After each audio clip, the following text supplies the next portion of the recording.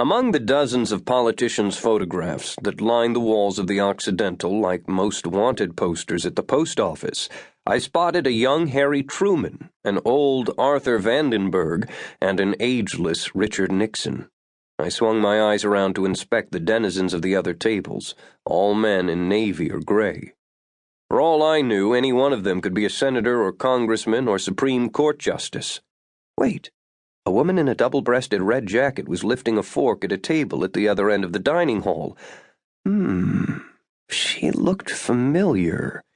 Well, she sure wasn't a senator. She was 3 decades too young to be Margaret Chase Smith. It would come to me. In the meantime, her presence only accentuated the middle-aged masculinity of the room. I looked down at my watch. In seconds, the minute hand would hit the 9 and my deadline of 12:45 would be reached. I wasn't anxious to go back to report to the White House that I hadn't seen Volkov. I turned back and checked the Maitre D's station for a sign of him. I took a long pull on my iced tea and stared at a man's face made familiar by the television news. Who was it? The fingers of my memory were about to grasp the answer when I caught a familiar whiff of cologne, hair oil, and cigars. I was enfolded from behind in a Russian bear hug, and my ears were accosted by a mighty roar of, "Nathan!" While I couldn't see Volkov myself, I watched the miscellany of congressmen and assistant secretaries turn their heads our way. Who would have thought a spy would want so much attention? Well, maybe he reckoned naked was the best disguise. When Volkov's arms loosened for a moment, I turned to face him. His greased hair was thinner, his face more florid, his stomach more protuberant. If anything, he looked more Volkov than ever. "I would say you look great, but I remember what your late father used to say," he said. Volkov grabbed my cheeks between his meaty paws and gave me a sloppy kiss perilously close to my lips.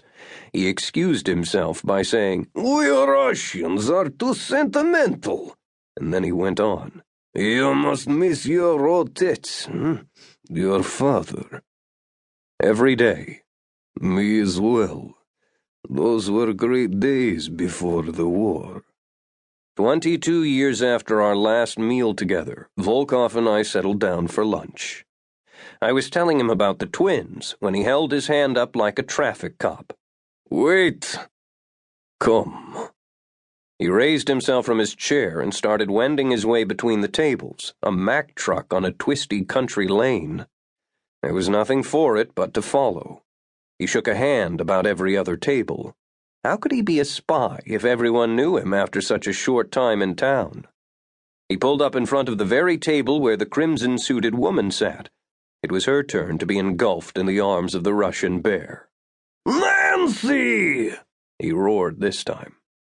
The first name, along with a closer look, revealed the woman to be the chic Nancy Dickerson, who reported for CBS.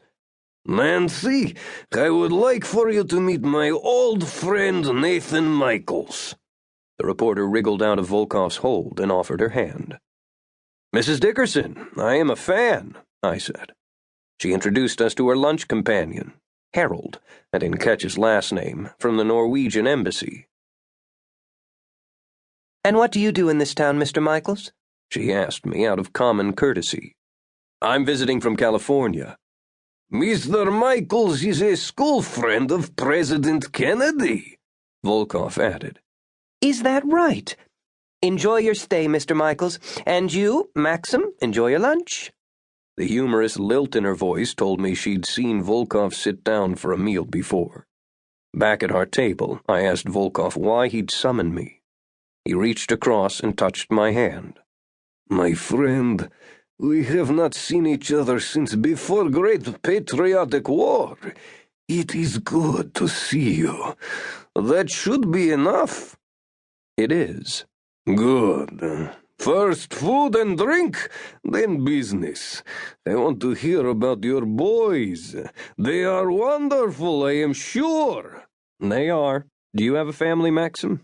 I asked. No time," he said and sighed with regret. Whether genuine or feigned, I had no idea.